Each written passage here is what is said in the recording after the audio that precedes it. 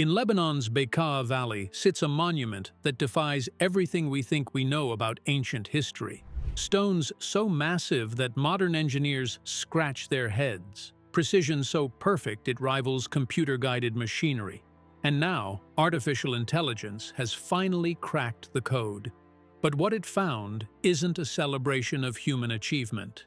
It's a warning, one we've been ignoring since before recorded history began. What you're about to hear will make you question every textbook you've ever read, every documentary you've ever watched, every assumption you've ever made about what our ancestors were capable of. The AI didn't just solve Baalbek, it exposed a pattern, a cycle. And if the data is right, we're running out of time to learn from it. Let's start where every mystery begins, at the scene. But before we go there, understand something. This isn't ancient aliens territory. This isn't speculation dressed up as science. What you're about to see is based on peer-reviewed research, cutting-edge technology, and data that doesn't care about comfortable narratives.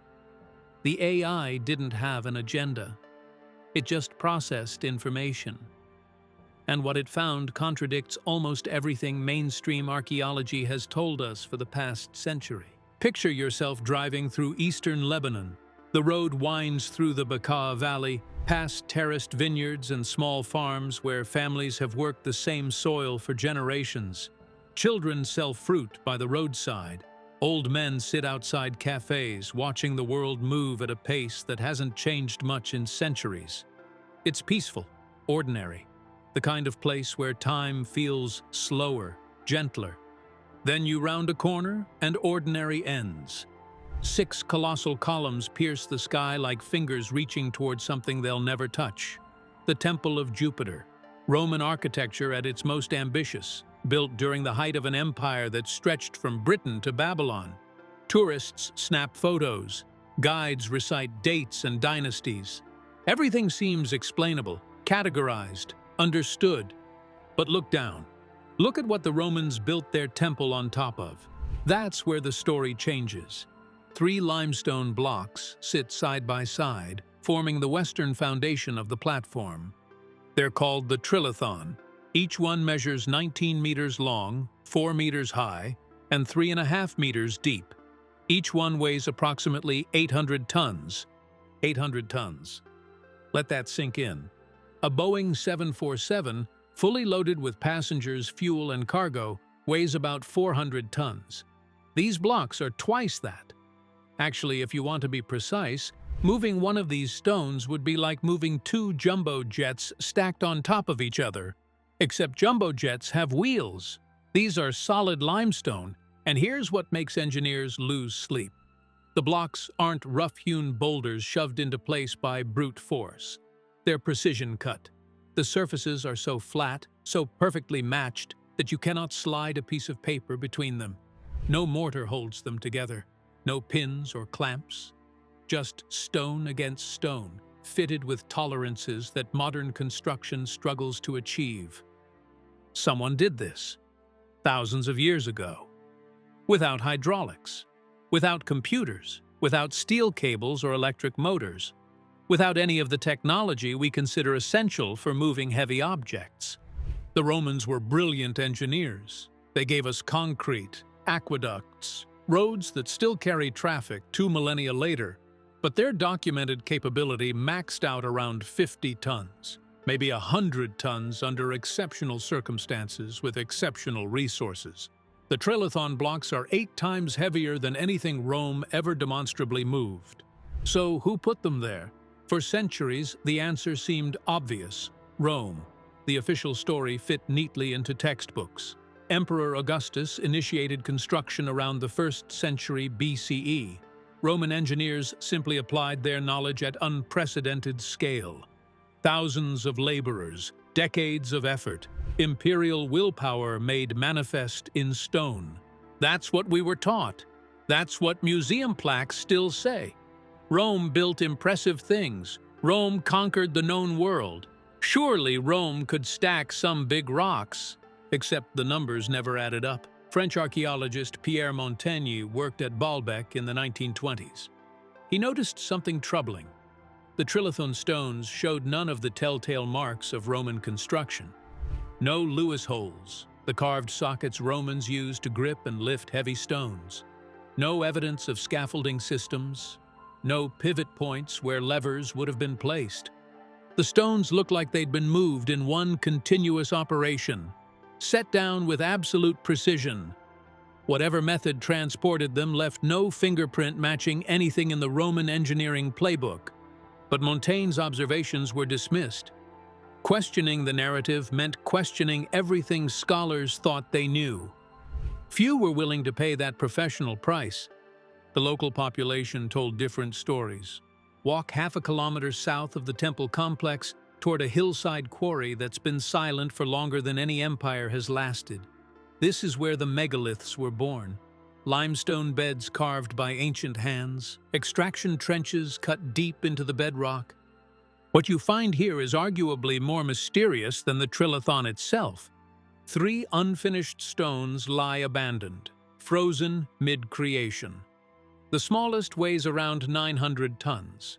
Another, called the Stone of the Pregnant Woman by locals, has sat in the same position for so long that legends grew around it. The largest stone, discovered only in 2014, tips the scales at an estimated 1,650 tons. 1,650 tons, still partially attached to the bedrock, still bearing the tool marks of workers who walked away and never came back. Why did they stop? The stones show no cracks, no structural flaws that would make them unusable. The quarry wasn't destroyed by earthquake or buried by landslide. Everything suggests a sudden halt, tools set down mid-cut. A project abandoned not because it failed, but because something else failed first.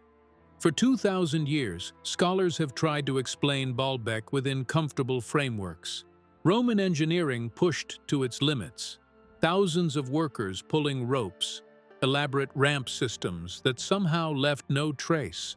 The explanations always felt thin, but they were the only explanations available. Then artificial intelligence entered the conversation.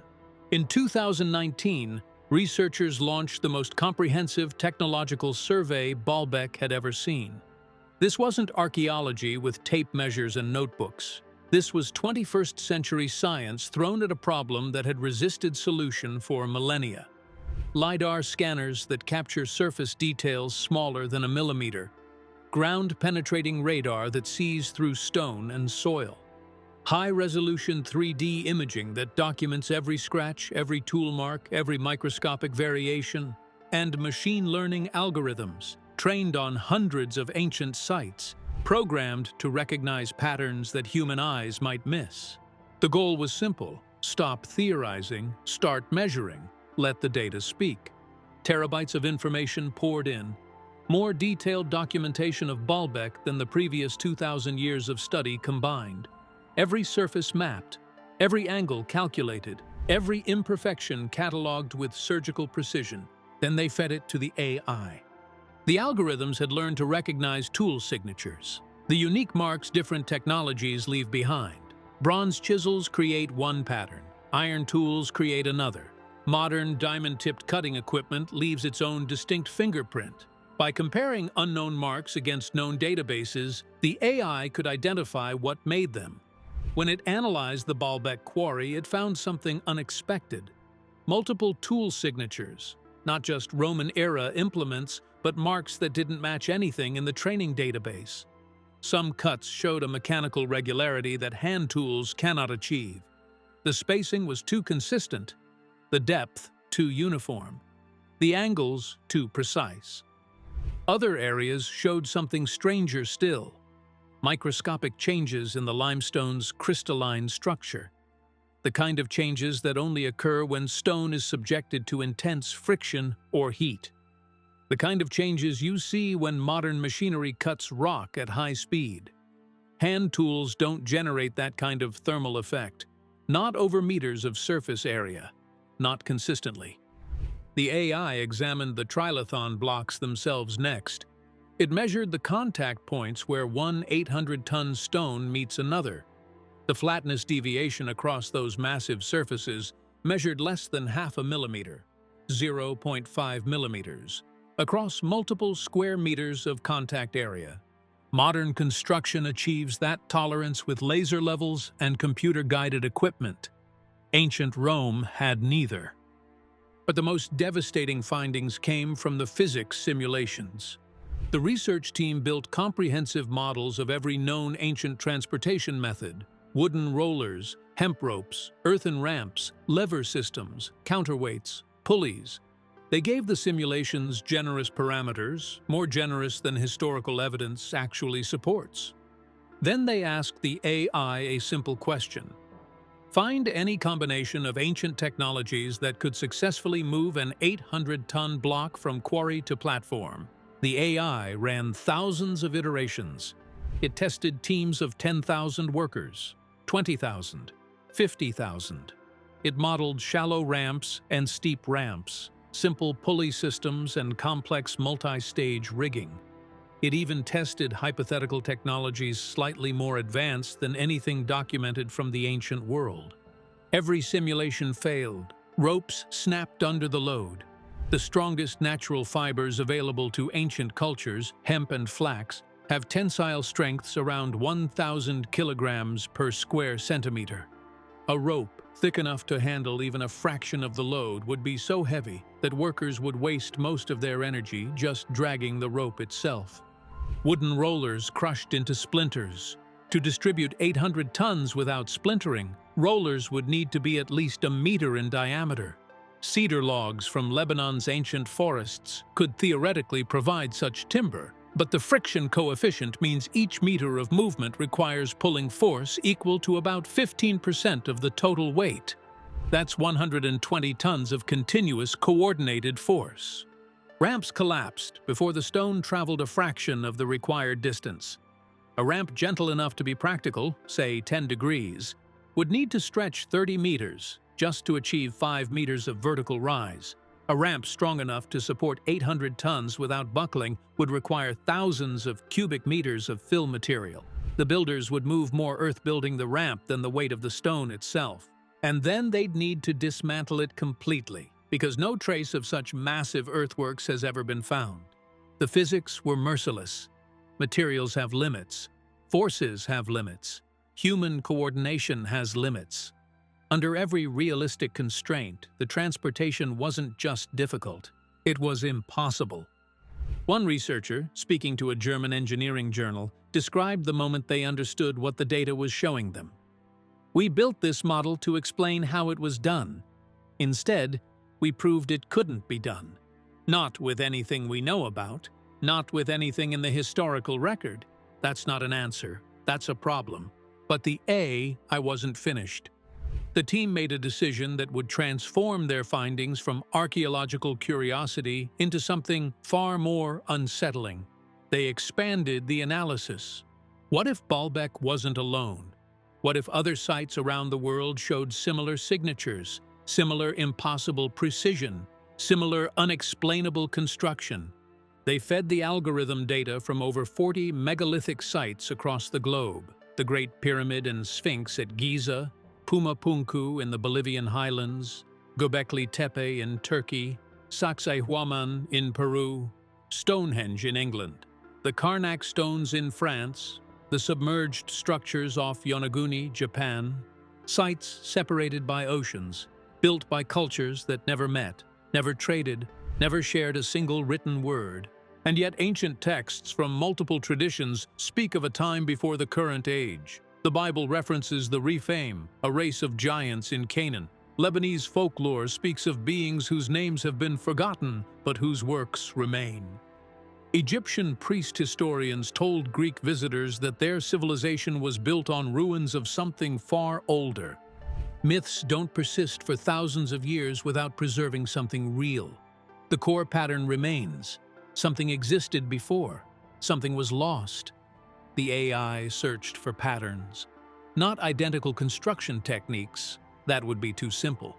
Instead, it looked for deeper correlations, geometric relationships, materials selection choices, astronomical alignments, mathematical principles encoded in stone.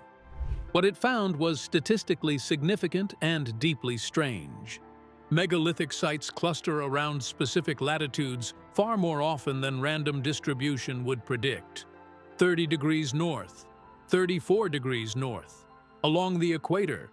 These aren't arbitrary positions. They're locations where solar and celestial observations yield mathematically significant angles. Baalbek sits at 34 degrees north. So does the entrance to the Grand Gallery inside the Great Pyramid. So does the Temple Mount in Jerusalem. The AI calculated the probability of this clustering occurring by chance at less than 2%. Many of these sites incorporated stones weighing between 50 and 200 tons, when smaller blocks would have served the structural purpose just as well. The choice to use megaliths wasn't about engineering necessity. It was deliberate, as if the massive scale itself carried meaning beyond simple construction. Certain angles appeared again and again across unrelated cultures.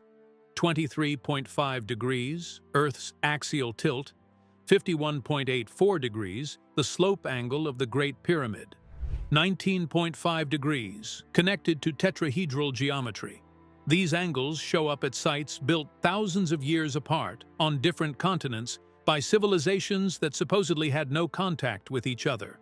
Then the AI's age estimation algorithms delivered their most controversial findings. The software analyzed erosion patterns, lichen growth rates, chemical weathering markers, deterioration signatures that accumulate predictably over time.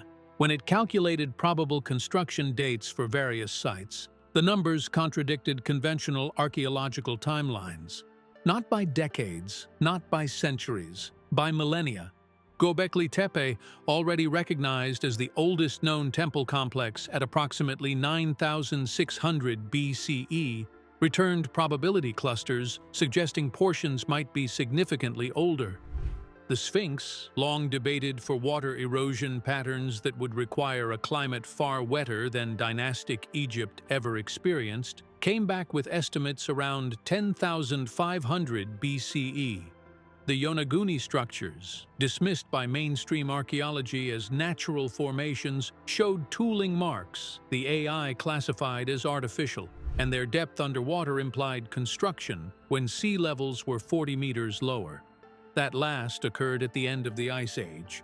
And Baalbek? The AI's median estimate for the Trilithon placed construction around 9,400 years ago, thousands of years before Sumer, before writing, before agriculture supposedly began in the Fertile Crescent, before any known civilization possessed the capability to move 800-ton stones with millimeter precision. A pattern was emerging. These sites might share more than construction techniques. They might share an origin, a technological framework that predates recorded history, a civilization erased by time. But the AI found something else, something darker. When researchers cross-referenced megalithic construction dates with paleoclimate data and geological records, a disturbing correlation emerged. The great building projects didn't happen during stable, prosperous periods. They happened right before catastrophe. Göbekli Tepe was constructed around 9,600 BCE, just before the Younger Dryas period ended with violent, rapid climate change. Global temperatures spiked several degrees within a single decade.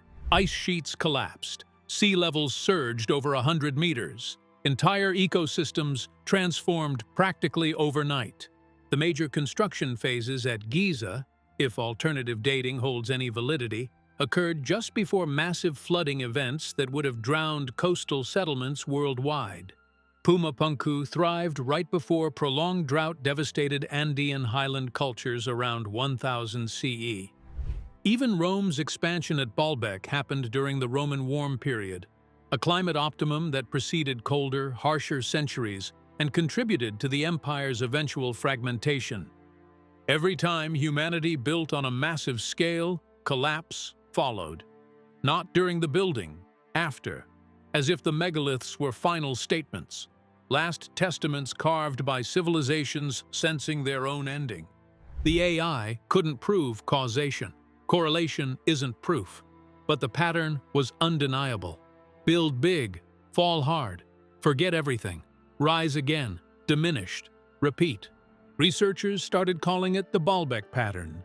A cycle of brilliance followed by disappearance that echoes through prehistory like a warning no one remembers receiving. Some dismissed the findings. Coincidence? Apophenia. Data mining finds patterns if you torture the numbers long enough, but others couldn't look away. They'd seen the simulations fail. They'd watched the AI identify the same signatures across epochs and continents. The mathematics didn't care about academic consensus. Then someone asked the question no one wanted to ask. What happens if we run the algorithm on current conditions? What does the pattern say about now? The answer wasn't reassuring. We're building bigger than ever, moving more material, consuming more resources, pushing technological capability toward limits that previous generations couldn't have imagined. Towers that scrape the sky, machines that harvest the ocean floor, infrastructure networks spanning continents. And we're doing it faster than ever, as if we're racing against a deadline we can't quite name. And the climate data looks familiar. Rising temperatures, destabilized weather patterns, ecosystem stress accumulating faster than adaptation can compensate. Ice sheets behaving in ways glaciologists call unprecedented. Ocean currents shifting unpredictably. Species extinction rates approaching mass die-off levels. The Younger Dryas ended with sudden, violent change. The current warming trend shows similar acceleration potential. The Baalbek pattern doesn't predict the future. It only describes the past. But the past keeps rhyming. Today, the stones wait. Lebanese families still live in the shadow of the trilithon. Children play near blocks that weigh more than commercial aircraft. Life continues with surreal normalcy around impossibilities that have become part of the landscape. The country itself struggles. Economic collapse, political paralysis, infrastructure failures. The gap between ancient capability and modern reality feels almost cruel. The civilization that built Baalbek moved 800-ton stones with precision. Their descendants struggle to keep the electricity running. Conservationists work year-round stabilizing what remains, reinforcing columns, preventing further deterioration. It's underfunded, painstaking work carried out against a backdrop of regional instability that makes long-term planning nearly impossible.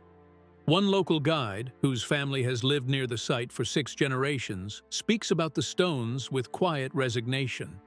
His great-grandfather told him stories passed down through countless generations. Always the same core truth. The stones were here before Rome, before anyone could remember, before history itself. We don't know who built them, but we know they'll be here after we're gone. There's acceptance in that statement. The stones don't belong to Lebanon. They don't belong to Rome or to any empire that claimed them. They belong to time. They'll outlast whatever comes next, just as they've outlasted everything that came before. The stones have seen it all. Phoenician traders, Alexander's armies, Roman legions, Crusaders and Saracens, Ottoman administrators, French colonizers, Lebanese revolutionaries. Each wave certain of its own permanence, each wave replaced by the next. The stones remain. Archaeologists who work at Baalbek describe a strange unease, not excitement, not pride of discovery, something closer to vertigo. One German researcher called it working inside a question we're not sure we want answered. Another was more direct. Every time we learn something new about this place, human history feels smaller. Not older, smaller. Like we're looking at a photograph of something much larger, but we can only see one corner. Maybe the unfinished stones in the quarry aren't evidence of failure. Maybe they're evidence of a choice. A civilization that reached toward something, then pulled back. Resources depleted. Society strained to breaking just to organize projects of that magnitude. Maybe the abandoned megaliths represent wisdom, not defeat. Or maybe catastrophe struck before wisdom had time to matter. The AI analysis can't tell us which interpretation is correct. It can only show us patterns, only measure what remains, only prove that something happened here that shouldn't have been possible. The tool marks are real. The precision is measurable. The physics simulations fail consistently. These aren't matters of opinion. They're data points. And the data points toward a conclusion that conventional archaeology isn't ready to accept. Someone built Baalbek with technology we can't explain. They were part of something larger, something global, something that connected sites across continents in ways we're only beginning to detect. And then they vanished. Completely. Taking their knowledge with them.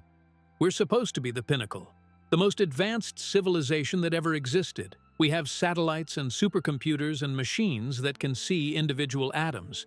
Yet we cannot replicate what anonymous builders achieved with limestone and determination 12,000 years ago. That's not a mystery, that's a mirror. The stones at Baalbek have watched empires rise and crumble. They've seen conquerors come and go. They've endured earthquakes that toppled cities and wars that burned libraries. They don't care about our theories. They don't validate or contradict anyone's thesis. They simply wait, as they've waited since before writing existed, for someone to understand what they represent. Maybe the question was never how. Maybe it wasn't even who or when. Maybe the question was always why. Why build something so massive it defies explanation for millennia? Why push capability to absolute limits? Why leave it unfinished, abandoned, silent? The AI solved the technical mystery. It proved that known ancient methods couldn't have built Baalbek. It found patterns connecting sites across the globe. It identified a cycle that repeats through prehistory like a heartbeat we forgot we had. But the deeper mystery remains. Why do we keep forgetting? Why does every golden age end in collapse? Why do we build monuments at the edge of our capability, then lose the knowledge that made them possible? Maybe forgetting is the price of survival. Maybe the trauma of collapse is so severe that subsequent generations can't bear to remember. They turn history into myth. Engineers become giants. Technology becomes magic. Within a few generations, truth becomes fairy tale. Or maybe forgetting is a choice. Maybe civilizations that push too far reach a point where continuing means destruction. The knowledge isn't lost. It's buried, hidden from future generations who might repeat the same mistakes. And if the pattern holds, what are we building right now that future civilizations will stand before in confusion? What will remain of us? The stones at Baalbek aren't just ruins. They're a message, written in limestone, sealed with precision, waiting thousands of years for someone to read it.